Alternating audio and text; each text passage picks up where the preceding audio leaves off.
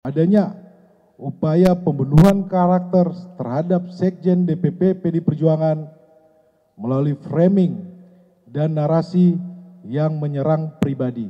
Assalamualaikum warahmatullahi wabarakatuh. Om Swastiastu, Namo Buddhaya, Salam Kebajikan, Rahayu, Merdeka! Merdeka!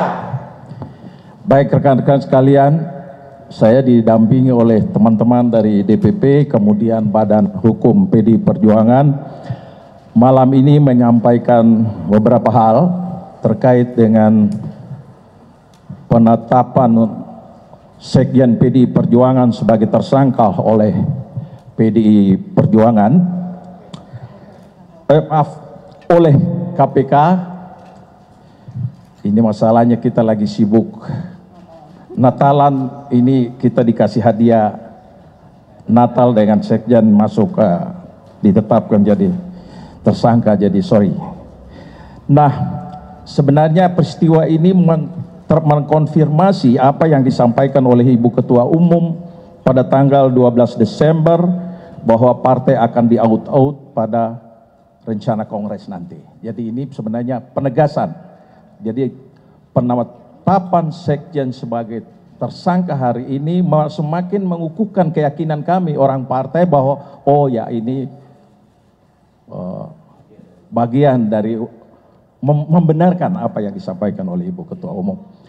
Namun demikian, karena ini ada kaitan dengan soal hukum dan ada beberapa poin cukup panjang, nanti diuraikan oleh Saudara Roni Talapesi. Silakan, Bung Roni.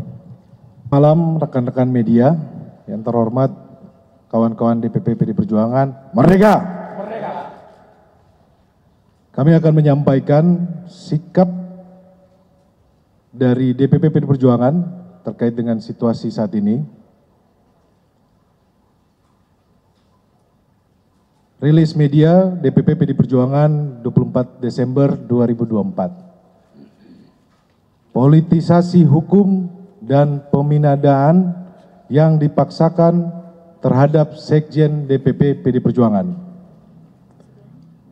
1. Status tersangka ini hanya membuktikan informasi yang beredar lama bahwa Sekjen DPP PD Perjuangan akan segera dijadikan tersangka. Hal ini juga sudah pernah disampaikan Sekjen DPP PD Perjuangan dalam podcast Akbar Faisal beberapa waktu yang lalu. Kedua, kalau kita cermati lagi, pemanggilan Sekjen DPP PD Perjuangan ini dimulai ketika beliau bersuara kritis terkait kontroversi di Mahkamah Konstitusi tahun 2023 akhir. Kemudian sempat terhenti, lalu muncul lagi saat selesai pemilu, hilang lagi. Kami menduga memang kasus ini lebih terlihat seperti teror terhadap Sekjen DPP PDI Perjuangan. Dan keseluruhan proses ini sangat kental aroma politisasi hukum dan kriminalisasi. Beberapa indikasi yang dapat dilihat antara lain, pertama, adanya upaya pembentukan opini publik yang terus-menerus mengangkat isu Harun Masiku, baik melalui aksi-aksi demo di KPK maupun narasi sistematis di media sosial yang patut dicurigai dimobilisasi oleh pihak-pihak tertentu yang berkepentingan.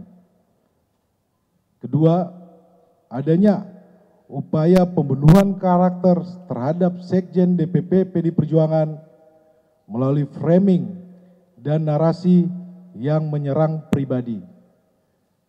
Ketiga, pembocoran surat pemberitahuan dimulainya penyidikan atau SPDP yang bersifat rahasia kepada media massa publik sebelum surat tersebut diterima yang bersangkutan.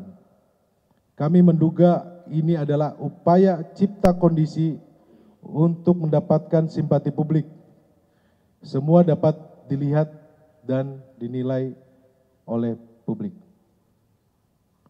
Ketiga, kasus suap Harun Masiku telah bersifat ingkrah atau disebut berkekuatan hukum tetap, dan para terdakwa bahkan sudah menyelesaikan masa hukuman. Seluruh proses persidangan mulai dari pengadilan tipikor hingga kasasi tidak ada satupun bukti yang mengkaitkan Sekjen DPP PD Perjuangan dengan kasus suap Wahyu Setiawan. Keempat, kami menduga adanya upaya pemidanaan yang dipaksakan, kriminalisasi, mengingat KPK tidak menyebutkan adanya bukti-bukti baru dari pemeriksaan lanjutan yang dilakukan sepanjang 2024. 5. Dugaan kami pengenaan pasal obstruction of justice hanya formalitas teknik hukum saja. Alasan sesungguhnya dari menjadikan Sekjen DPP PD Perjuangan sebagai tersangka adalah motif politik, terutama karena Sekjen DPP PD Perjuangan tegas menyatakan sikap-sikap politik partai menentang upaya-upaya yang merusak demokrasi, konstitusi, juga terhadap cawe-cawe penyalahgunaan kekuasaan atau abuse of power di penghujung kekuasaan mantan Presiden Joko Widodo. Bahkan sikap tegas ini baru terjadi minggu lalu ketika partai mengambil sikap yang tegas dengan memecat 3 kader yang dinilai telah merusak demokrasi dan konstitusi. 6. Politisasi hukum terhadap Sekjen DPP PD Perjuangan ini juga diperparah dengan bocornya SPDP kepada media massa yang seharusnya bersifat rahasia, yang harusnya hanya diberikan kepada pihak terkait. Ketujuh, PD Perjuangan dan Sekjen DPP PD Perjuangan telah dan akan selalu mentaati proses hukum dan bersifat kooperatif.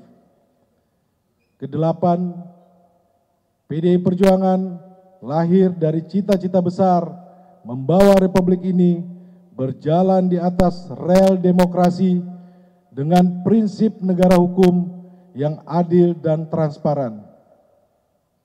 Yang terjadi saat ini adalah politisasi hukum.